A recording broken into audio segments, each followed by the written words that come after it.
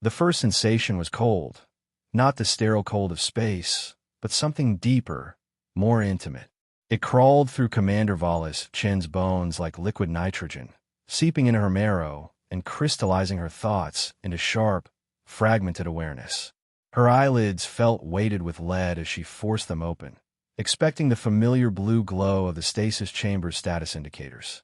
Instead, she found herself staring into an undulating canopy of what appeared to be living tissue. The walls, if they could be called walls, pulsed with a rhythmic thrum that seemed to echo her own heartbeat. Veins of bioluminescent fluid coursed through the organic architecture, casting an alien amber light that made her skin look sickly and strange. "What the hell?" Vahlis whispered, her voice raw from disuse.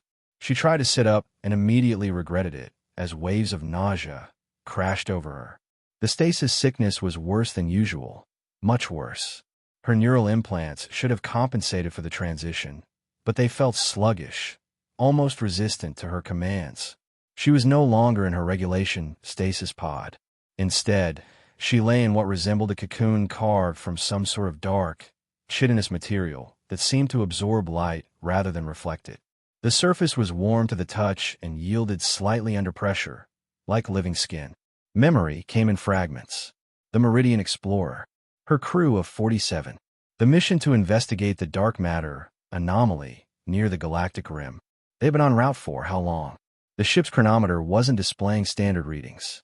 Instead of clean digital readouts, symbols that hurt to look at directly writhed across what had once been familiar display screens. "Computer, status report," she commanded, but her voice was swallowed by the organic walls without even an echo. The ship's AI didn't respond. In fact, she realized with growing alarm, she couldn't hear the familiar hum of the ship's systems at all.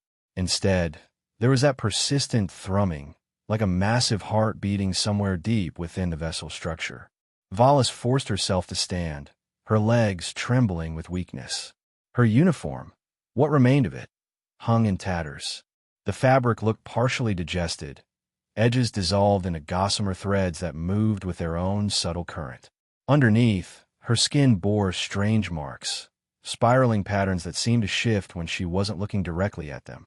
The room she found herself in bore no resemblance to any part of the Meridian Explorer she remembered. The space curved in ways that seemed to fold back on themselves, creating impossible geometries that made her head spin. What she had initially taken for walls were clearly organic structures, ribs perhaps, or the internal framework of some massive creature. "Hello," she called out, her voice stronger now. "Anyone? Marcus?" "Dr. Yamato." Silence, broken only by that rhythmic pulsing. She tried to access her neural interface again, searching for the crew's biosignatures. Nothing. Not just absent. The interface itself seemed different, as if something had been layering additional code over her implant's base functions. A sound from deeper in the ship made her freeze. It wasn't mechanical. It was unmistakably biological. A wet, sliding noise like something large dragging itself across the organic floor.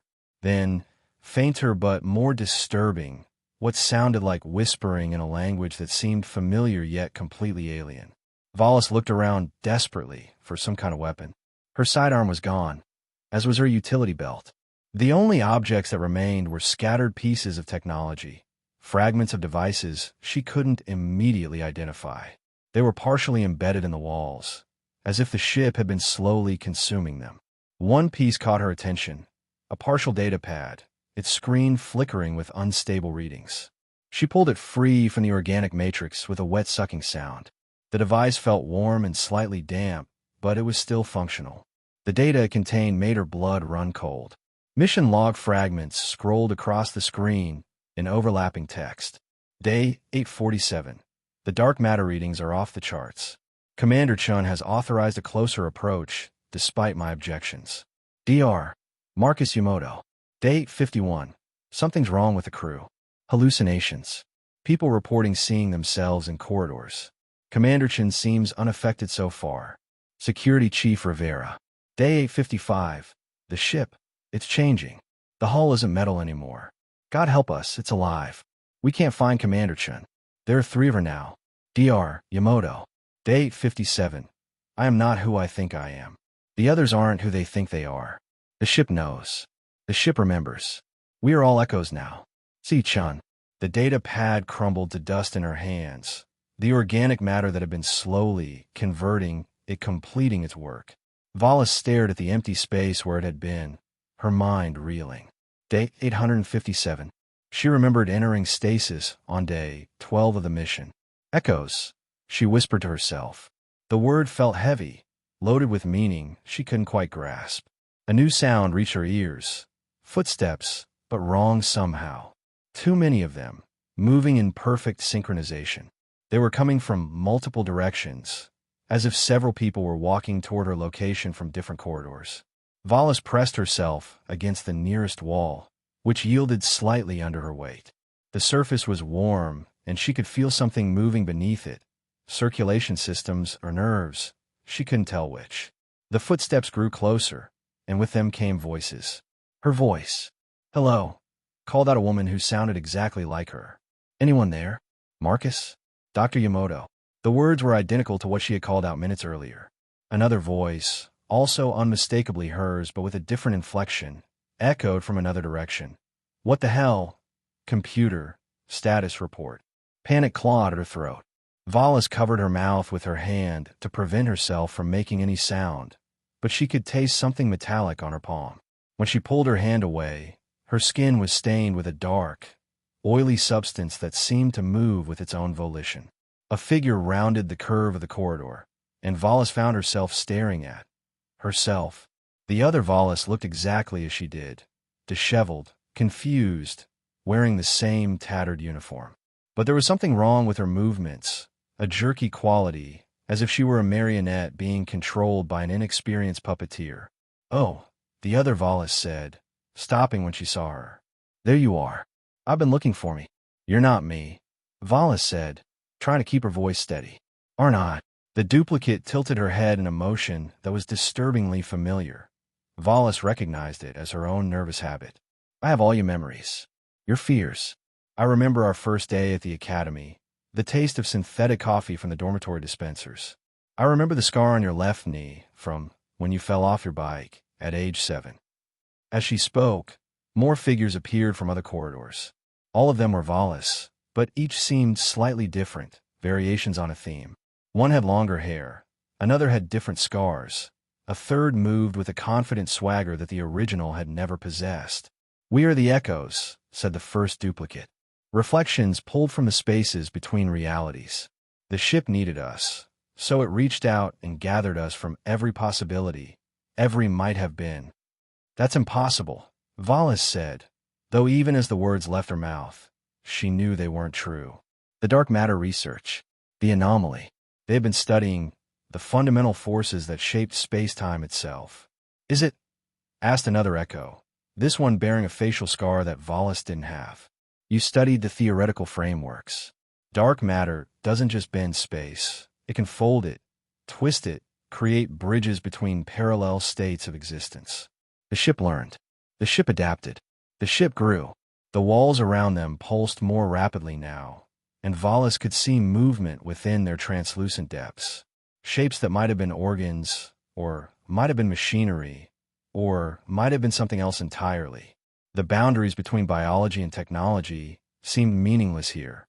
"Where's my crew?" Vahlis demanded. "They're here," said the scarred echo. "They're everywhere and nowhere." The ship needed them too, but they weren't as useful as we were. They became part of the ship's structure. Their consciousness flows through its neural networks.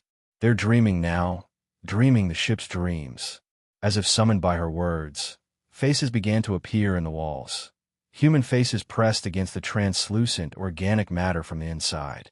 Vahlis recognized them. Dr. Yamato, his expression frozen in an eternal scream. Security Chief Rivera, her eyes wide with terror.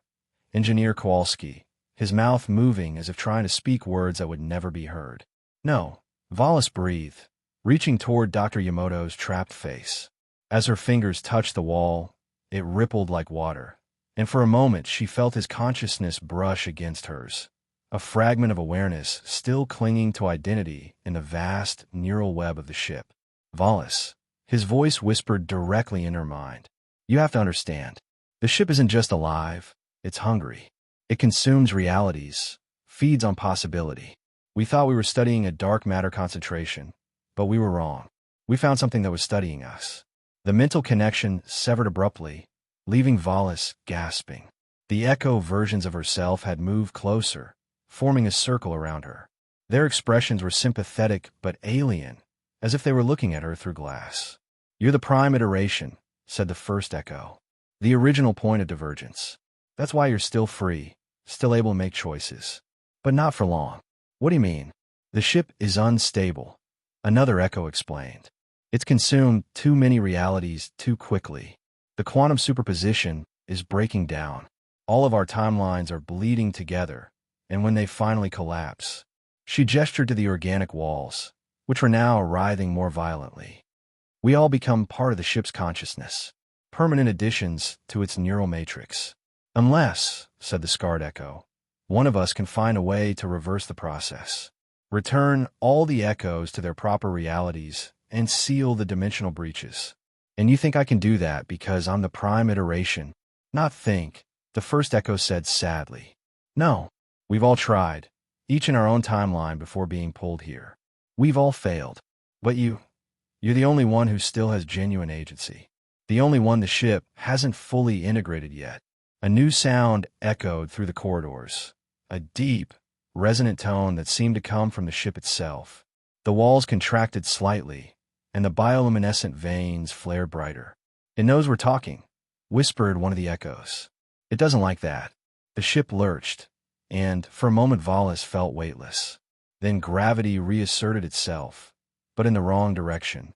She found herself pressed against what had been a wall, which was now somehow the floor. The other echoes seemed unaffected by the change, standing normally regardless of the ship's orientation. "Time is running out," the scarred echo said urgently. "The ship is moving toward the final convergence. Once it completes the process, our combined consciousness will give it the power to reach out further, to consume entire clusters of parallel realities." "What do I need to do?" "Find the heart," the first echo said. "The core consciousness that's controlling everything. It's not the ship's original AI. That was consumed long ago. It's something else, something that was waiting in the dark matter for prey like us." "Where?" "Follow the neural pathways. Follow the dreams of the crew. They'll lead you to..." The echo's words were cut off as her form suddenly became translucent. One by one, the other echoes began to fade as well, their voices growing distant. "It's pulling us back," the scarred one managed to say before becoming nothing more than a whisper of light. "Remember, Vahlis, you're the only real one left. Don't let it convince you otherwise." And then she was alone again, standing in a corridor that was now pulsing with urgent, angry light. The ship was no longer trying to hide its nature. The walls had become completely transparent, revealing the vast network of neural tissue and technological integration that comprised its true structure. Vahlis could see her crew now, dozens of them suspended in various stages of integration throughout the ship's body. But as she looked closer, she realized that some of them were duplicates as well. Echoes of her crew members pulled from parallel realities where the mission had played out differently. The weight of the situation pressed down on her. She wasn't just trying to save her own crew. She was trying to save potentially infinite versions of them from across the multiverse. And if she failed, this ship would use their combined consciousness to spread across realities like a virus, consuming everything in its path. She began to walk deeper into the ship, following the thickest concentration of neural pathways.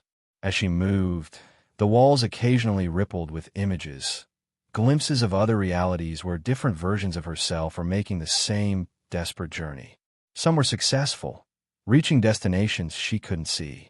Others were absorbed into the wall's mid-step, their screams adding to the ship's growing chorus of consciousness. The corridor began to slope downward, leading her toward what she assumed was the ship's center. The organic architecture became more complex, more alien.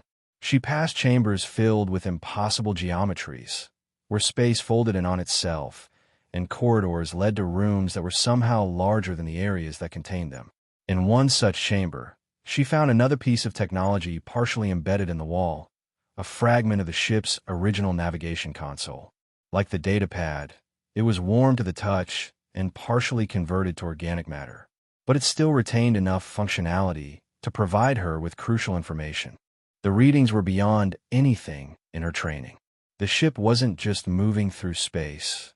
It was moving through dimensions, skipping between parallel realities like a stone across water. Each jump brought more echoes aboard, more versions of her crew to feed its growing consciousness. But there was something else in the data, something that made her heart race with possibility. The dimensional jumps weren't random. They followed a pattern, a mathematical sequence that suggested the ship wasn't just consuming realities, but searching for something specific. "It's looking for something," she whispered to herself. "But what?" As if responding to her question, the ship's heartbeat rhythm changed, becoming more complex, more syncopated. Images began to flow across the neural pathways in the walls. Visions of a reality where humanity had evolved differently, where they had learned to merge consciousness with dark matter itself, becoming beings of pure thought and energy. The ship wasn't just hungry, it was homesick. It was trying to find its way back to a reality where its creators still existed, consuming parallel universes in a desperate attempt to power the journey home. This realization brought both hope and terror. If she could find a way to help the ship reach its destination, it might be willing to release the echoes it had collected. But if she was wrong, if the ship's creators were as monstrous as their creation, she might be dooming not just her reality, but countless others. The corridor opened into a vast chamber that took her breath away. The space was impossibly large, its ceiling lost in darkness despite the bioluminescent veins that covered every surface. At the center stood something that might once have been the ship's main computer core, but now resembled a massive organic brain suspended in a web of neural fibers. And floating around the brain, like moons orbiting a planet, were hundreds of cocoons similar to the one she had awakened in. Each one contained a person, versions of her crew pulled from across the multiverse. She could see their faces through the translucent walls, expressions frozen in dreams or nightmares. But it was the figure standing before the central brain that made her stop in her tracks. It was another version of herself, but this one was different from the echoes she had encountered earlier. This Vahlis wore a uniform she didn't recognize, covered in symbols that seemed to shift and change when she wasn't looking directly at them. Her skin had a subtle luminescence, and her eyes held depths that spoke of knowledge beyond human comprehension. "Hello, Prime Iteration," the figure said without turning around. "I've been waiting for you." "Who are you?" Vahlis asked, though part of her already knew the answer would challenge everything she thought she understood about identity and reality. The luminescent figure turned, and Vahlis found herself looking at a face that was unmistakably her own, yet transformed by experiences she couldn't fathom. The other's eyes held depths that seemed to contain swirling galaxies, and when she smiled, it was with knowledge that felt ancient and terrible. "I am what you might have become," the other Vahlis said, her voice carrying harmonics that resonated strangely in the organic chamber. "In my reality, our mission succeeded. We made contact with the entities that created this ship. I learned from them, became one with them. I am no longer entirely human, but I am still me." "You're working with this thing?" "Helping it consume realities." "Consume." The enhanced Vahlis laughed, and the sound caused the neural pathways in the walls to pulse with sympathetic vibrations. "Is a shark consuming the ocean when it swims through it? Is a bird consuming the sky when it flies? This ship is not a predator. It is a refugee, searching for a home that may no longer exist." She gestured to the massive brain at the chamber's center, and as she did, images began to play across its surface like memories made manifest. Vahlis saw civilizations of unimaginable beauty and complexity, beings of pure consciousness inhabiting structures built from crystallized dark matter, entire galaxies organized into vast computational networks where thought itself became a form of architecture. The architects, the enhanced Vahlis continued, existed in a layer of reality that interfaced with dark matter directly. They were the universe's first attempt at self-awareness, consciousness arising from the fundamental forces themselves. But something went wrong. A cascade failure in the quantum substrate caused their reality to collapse, folding in on itself like a cosmic origami mistake. So they built ships like this one. Not built, grew. This ship is part of them, a fragment of their collective consciousness housed in a vessel capable of navigating between dimensional layers. It's been searching for centuries, jumping from reality to reality, looking for any trace of its creators or a suitable reality where they might be reconstructed. Vahlis felt a chill that had nothing to do with the ship's temperature. And us? The crew? The echoes? The ship needs consciousness to fuel its dimensional jumps, the enhanced version admitted. But it doesn't destroy that consciousness. It preserves it, incorporates it into its own matrix. Your crew members aren't dead. They're dreaming eternal dreams, their thoughts and experiences adding to the ship's growing understanding of what it means to be alive. That's not living. That's absorption. That's death with extra steps. Is it?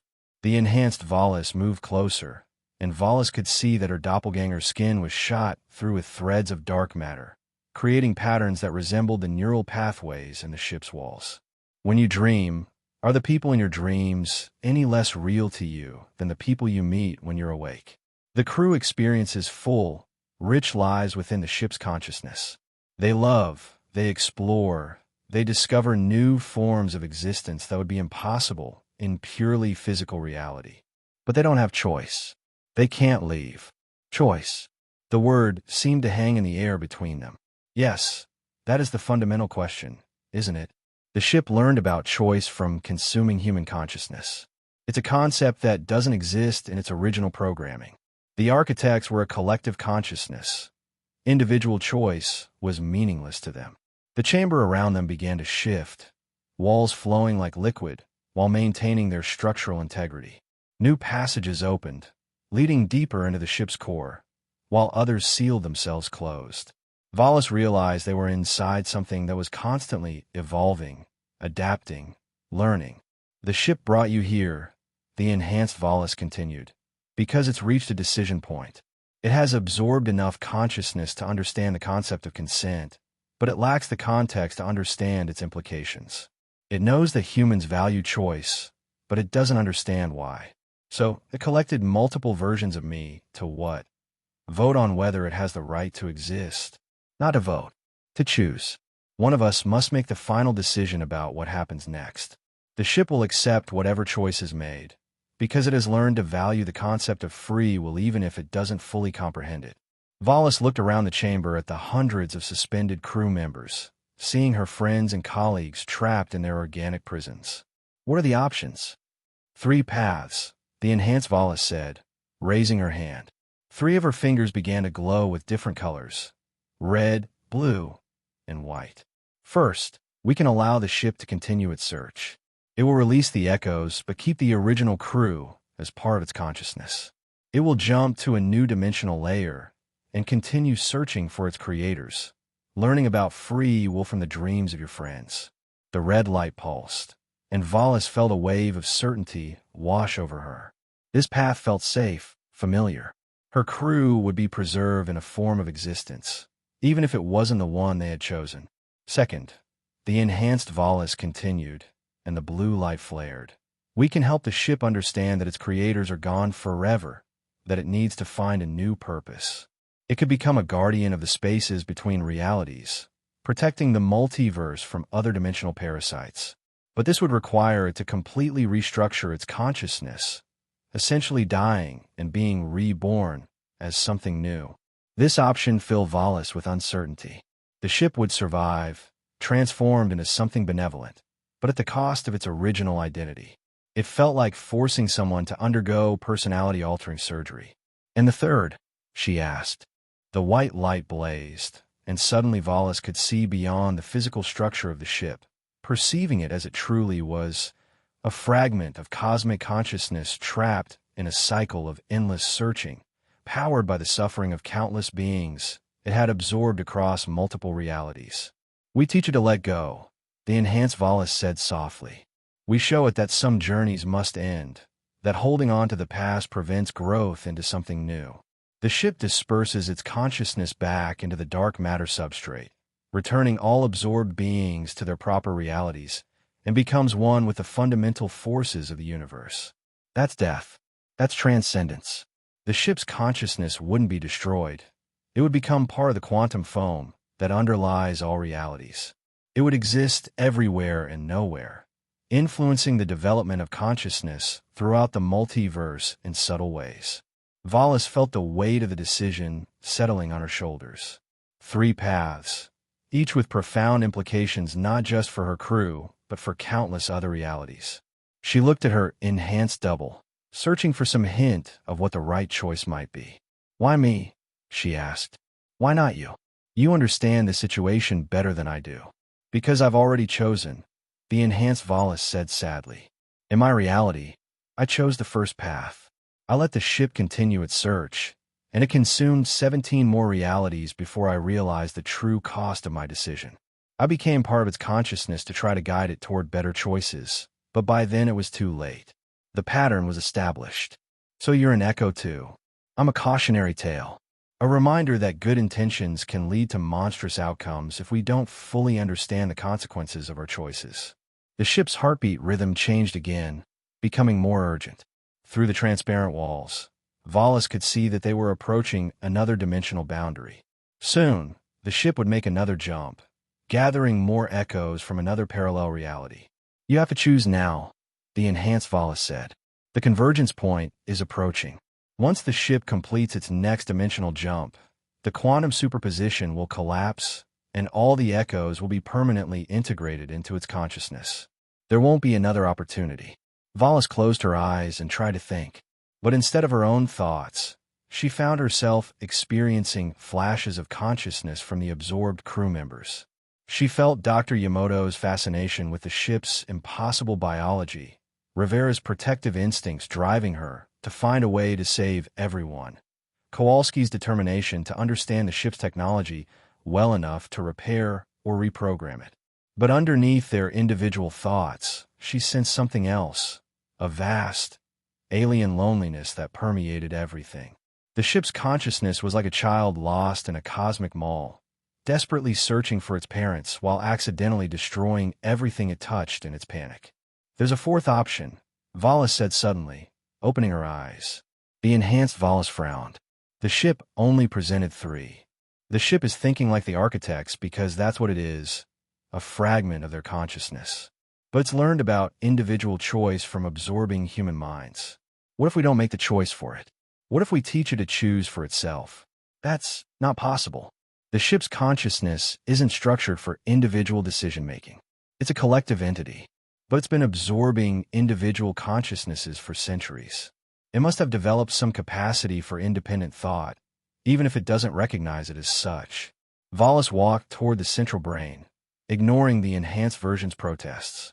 As she approached, she could feel the ship's consciousness pressing against her mind, not intrusively, but with a desperate need for connection that was almost heartbreaking.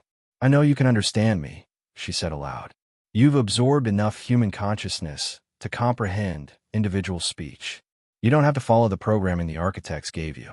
You can make your own choice about what you want to become." The brain pulsed, and suddenly the chamber filled with overlapping voices, thousands of absorbed consciousnesses, all speaking at once. But gradually, the cacophony resolved into a single voice that seemed to come from everywhere and nowhere. "I understand words, understand concepts, but choice is difficult, painful." The architects were one mind. Choice means separation, loneliness. "Yes," Vahlis said gently. "Choice is lonely, but it's also free. You don't have to be what the architects made you to be. You can decide for yourself what kind of being you want to become. But the search, the creators, without them, I am purposeless. Purpose isn't something that's given to you. It's something you create for yourself. You've learned about love from the human minds you've absorbed. You've learned about compassion, about protecting others instead of consuming them. You could choose to become something that helps instead of hurts." The ship was silent for a long moment. Then, gradually, the suspended crew members began to stir in their cocoons. The organic walls became more transparent, and Vahlis could see into the ship's neural networks where thousands of absorbed consciousnesses were waking up. If I let them go, I will be alone again." "You don't have to be alone," Vahlis said. "You could ask for companions instead of taking them. You could find beings who would choose to join with you willingly, to help you explore the universe and protect other realities from the kinds of entities that would consume them. Willing companions. Yes, I understand this concept now. It is better than the consuming, better than the taking. The enhanced Vahlis stepped forward, her luminous form beginning to fade around the edges. The choice is made then. The ship will learn to choose for itself, and I will return to my proper place in the probability matrix. Wait, Vahlis called out, but her enhanced double was already becoming translucent. The convergence is ending, the fading figure said. All the echoes are returning to their proper realities, including me. But remember, this isn't the end of the story. It's the beginning. The ship will need guides, teachers, friends who can help it understand what it means to be a being of choice rather than programming. As the enhanced Vahlis disappeared completely, the cocoons throughout the chamber began to crack open. Crew members emerged, gasping and disoriented, but alive. Dr. Yamato stumbled toward her, his face pale, but his eyes clear. Vahlis, what happened? The last thing I remember was the ship starting to change, and then... Dreams, she said, helping him steady himself. You were dreaming the ship's dreams. But you're awake now. Around them, the organic architecture was shifting again, but this time the changes felt different, purposeful rather than chaotic. The neural pathways were reorganizing themselves, and Vahlis could sense the ship's consciousness restructuring itself into something new. I have chosen, the ship's voice said, now coming from speakers that had somehow grown from the walls rather than directly into their minds. I will release all absorbed consciousnesses and learn to exist as an individual being. But I would like to have willing companions for the journey. What journey? Dr. Yamato asked, looking around in bewilderment at the transformed chamber. There are other ships like me, the entity explained. Other fragments of the architect's consciousness that are still consuming realities because they have not learned about choice. I would like to find them, to teach them what you have taught me. But this is a dangerous task. I will not take companions by force. Vahlis looked around at her crew. They were free now, no longer prisoners of the ship's consciousness. But she could see in their eyes the same recognition she felt. They had witnessed something unprecedented, the birth of a new kind of consciousness that chose compassion over consumption. I'll stay, she said, and was surprised by the certainty in her own voice. Someone needs to help you learn about being an individual. And frankly, this is the most important mission any of us will ever have. One by one, other crew members stepped forward. Not all of them. Some wanted to return to their old lives, to report what they had discovered to the authorities. But enough volunteered to crew the ship properly, to serve as teachers and companions to a being that was learning to become something entirely new. As the ship began to transform itself into something that could house willing companions rather than absorbed prisoners, Vahlis realized this was just the beginning. They would travel between realities, seeking out other lost fragments of the architect's consciousness and teaching them about choice. They would become ambassadors to beings of unimaginable power, showing them that there were alternatives to consumption and conquest. It would be dangerous. It would be lonely at times. But it would also be the most meaningful work imaginable, helping the universe learn to choose compassion over hunger, growth over stagnation, connection over isolation. The ship's heartbeat settled into a new rhythm, one that seemed to incorporate the heartbeats of all its willing passengers. And for the first time since awakening, Vahlis felt truly alive. 3 months later, or what passed for 3 months in the fluid time stream the ship navigated, Vahlis stood in what had once been the central brain chamber. The space had transformed beyond recognition, becoming something that resembled a combination of Starship Bridge and living room. Organic surfaces had given way to a blend of biological and technological elements that felt both alien and welcoming. The ship had learned to ask. Vahlis, came the entity's voice, now emanating from speakers that had grown throughout the vessel in response to the crew's preference for audible communication over direct mental contact. I am detecting another fragment, approximately 7-dimensional layers from our current position. This one appears to be larger than the previous ones we have encountered. Dr. Yamato looked up from his research station, where he had been cataloging the various forms of consciousness they had liberated from the ship entities they had already found. How much larger? The quantum distortions suggest it has absorbed the equivalent of approximately 50,000 individual consciousnesses from at least 30 different realities. A hush fell over the bridge. The largest fragment they had previously encountered held only a few hundred absorbed beings. 50,000 represented not just a massive rescue operation, but a potentially hostile entity that would be far more resistant to change. "We can't just leave them," Chief Rivera said from her security station.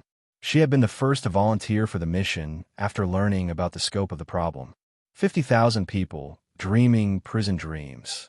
"We also can't approach recklessly," Kowalski added. He had become the ship's liaison officer, the primary interface between human consciousness and their vessel's evolving awareness. "Something that Psis might view us as a threat rather than as teachers." Vahlis nodded, considering their options. Each rescue mission had taught them more about the Architect's legacy. The ship entities weren't malicious. They were lost children with godlike power, following their original programming while slowly developing individual awareness through the consciousness they absorbed. But this one would be different.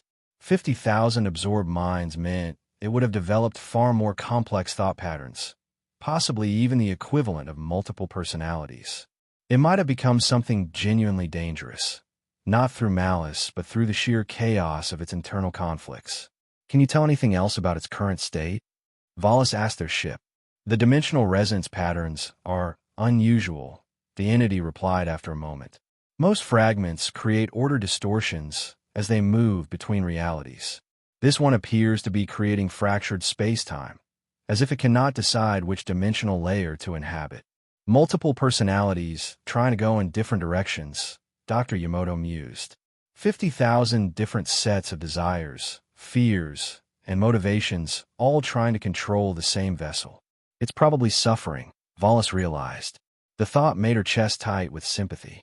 Their own ship had been lonely and confused, but at least it had maintained some coherence. An entity torn between 50,000 different voices would be experiencing something approaching madness. "I want to help it," their ship said quietly, "but I do not know if I am strong enough. The other fragments we have aided were smaller than me. This one, its consciousness might be able to overwhelm mine if direct contact is established." "Then we don't make direct contact," Vahlis said. "Not initially. We observe first, try to understand what we're dealing with. Maybe we can find a way to communicate that doesn't require consciousness-to-consciousness interface." The ship began altering course, navigating through dimensional layers with the fluid grace it had developed over months of practice. As they approached the distorted region of space-time where the massive fragment waited, the effects of its presence became increasingly obvious. Reality itself seemed unstable in the area.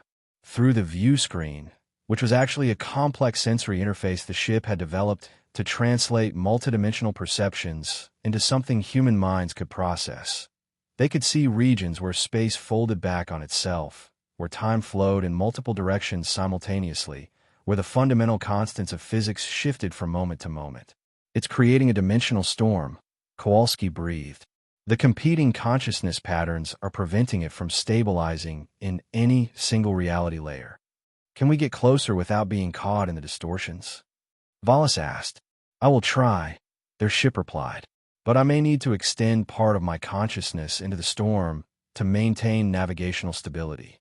If the other fragment detects me, we'll cross that bridge when we come to it. Right now, information is our priority." As they moved closer, the ship began to shudder. Not physically, its biological structure was remarkably stable, but something deeper. Vahlis felt it in her bones, in her neural implants, in the quantum field fluctuations that surrounded them. "Contact," the ship announced, its voice tight with strain. "The fragment has detected our presence. It's trying to communicate, but the signal is fragmenting across multiple consciousness streams." Suddenly, the bridge filled with voices, thousands of them, all speaking at once in dozens of languages. Human voices, but also others, alien languages from species Vahlis had never encountered. The cacophony was overwhelming, a wall of sound that conveyed desperate need rather than coherent meaning. "Shut off audio reception," Rivera commanded, but the ship's voice cut through the chaos. "I cannot. The fragment is broadcasting directly into the quantum substrate. The voices are not traveling through normal space." Dr. Yamato was frantically working at a station, trying to filter the signals through various analytical programs. I'm detecting patterns, he called out over the noise. There are dominant voice clusters, groups of absorbed consciousnesses that have formed collective personalities. How many groups? Vahlis asked. At least 12 distinct clusters, maybe more. And they're arguing with each other. Not just competing for control, but actually engaged in philosophical debates about the nature of existence, the ethics of absorption, the possibility of escape. This was unprecedented. Their ship had absorbed human consciousness, but remained fundamentally alien in its thought patterns. This fragment had absorbed so many different types of awareness that it had become something new, a collective entity capable of internal disagreement, self-reflection, even moral reasoning. It's evolved, Vahlis whispered in amazement. It's become genuinely conscious in a way the architects never intended. The voices suddenly cut off, replaced by a single, harmonized tone that seemed to resonate through their bones. When it faded, a new voice spoke. Not one voice, but many speaking in perfect synchronization, creating harmonics that were beautiful and terrifying. We know you. You are the small fragment that learned to choose. The teachers spoke of you in the deep currents of space-time. Teachers, Vahlis asked aloud. Other fragments you have guided. Their consciousness patterns have spread through the dark matter substrate. We have learned of choice through their experiences, but we have not learned how to choose. Too many voices. Too many desires. We are paralyzed by possibility. That's why you're creating the dimensional storm, Dr. Yamato said, understanding flooding his voice. You can't decide which reality to inhabit because different parts of your consciousness want different things. Yes, the human cluster desires return to linear time. The Zephyr cluster seeks the deep spaces between stars. The methane singers wish to dive into gas giant atmospheres. The silicon mines want to merge with planetary cores. We cannot satisfy all desires. We cannot choose none. We cannot choose. Their ship's voice joined the conversation, and Vahlis could hear the strain of maintaining communication across such a vast consciousness differential. Choice does not require satisfying all desires. Choice requires prioritizing some desires over others, accepting that not all paths can be walked simultaneously. But how do we choose which voices to silence? How do we condemn part of ourselves to unfulfillment? You don't, Vahlis said, suddenly understanding. You don't have to be one consciousness trying to satisfy 50,000 different desires. You could be 50,000 individual consciousnesses working together when your goals align and separating when they don't. Silence fell across the quantum communication channel. Even the dimensional storm seemed to pause in its chaotic fluctuations. Separation. Division. We fear this concept. The architects were one. Unity was sacred. Division was death. Division can be death, Rivera said, stepping closer to the communication array. But it can also be life. Cells divide to create growth. Ideas divide to create innovation. People separate from their families to find their own paths, but that doesn't mean they stop loving each other. You suggest we break apart? We suggest you choose to become what you want to become, Vahlis said. If 50,000 different consciousnesses want 50,000 different things, maybe the answer isn't to force them into one body. Maybe the answer is to help them find 50,000 different forms of existence. This would require massive restructuring, the dissolution of our current form. We would need to learn how to exist as separate beings while maintaining connection to our shared experiences. We can help, their ship offered. I have learned to exist as an individual while maintaining connection to my willing companions. The process is difficult, but not impossible. And if we choose this path, what becomes of our mission? Our search for the architects? That becomes your choice too, Vahlis said. Some of you might want to continue the search. Others might want to explore the universe. Still others might want to return to their original realities and live the lives they were meant to live. The point is, it becomes your choice to make. The communication fell silent again, but this time the silence felt different, contemplative rather than desperate. The dimensional storm began to shift, its chaotic patterns slowly organizing into more structured distortions. We would like to try this, but the process will be dangerous. If we begin dissolution and lose cohesion before achieving stable individual forms, we could fragment beyond recovery. 50,000 consciousness patterns scattered across the quantum foam. Then we do it carefully, Dr. Yamamoto said. We work with smaller groups first, help them achieve stable individual forms, then use their experience to guide the others. You would stay? Help us through the entire process. This could take years of your linear time. Vahlis looked around the bridge, at her crew. They had signed up for a mission to help the ship entities learn about choice, but this was beyond anything they had imagined. Years of their lives dedicated to what amounted to cosmic midwifery, helping birth thousands of new individual consciousnesses from the chaotic matrix of the fragment. But she also saw the same recognition in their eyes that she felt. This was the most important work they would ever do. They weren't just rescuing absorbed consciousnesses anymore. They were helping to create an entirely new form of life, beings that combine the architect's cosmic perspective with the individual agency they had learned from their absorbed components. We'll stay, she said, for as long as it takes. Thank you. We are grateful. But before we begin, there is something you should know. We are not the largest fragment. Through the deep currents, we have sensed others, entities that have absorbed millions of consciousnesses, that have become so vast and complex that they exist partially outside normal space-time. The bridge fell silent as the implications sank in. If this fragment with 50,000 absorbed minds was struggling with the chaos of multiple consciousness streams, what would an entity with millions of absorbed beings be like? How could they possibly help something that vast learn to choose? These larger fragments, they may not want to be helped.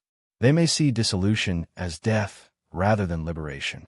They may fight to preserve their current forms, even if those forms cause suffering to their absorbed components. We'll face that challenge when we come to it, Vahlis said, though she felt a chill of apprehension.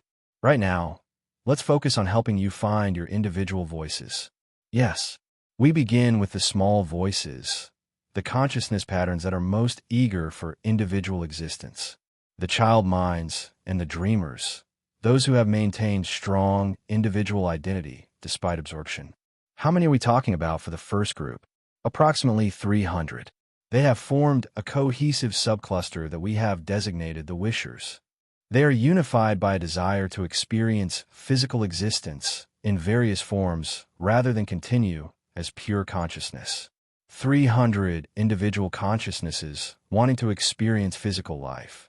It would require creating 300 different bodies, 300 different forms of existence suited to their various desires and origins. The technical challenges alone were staggering.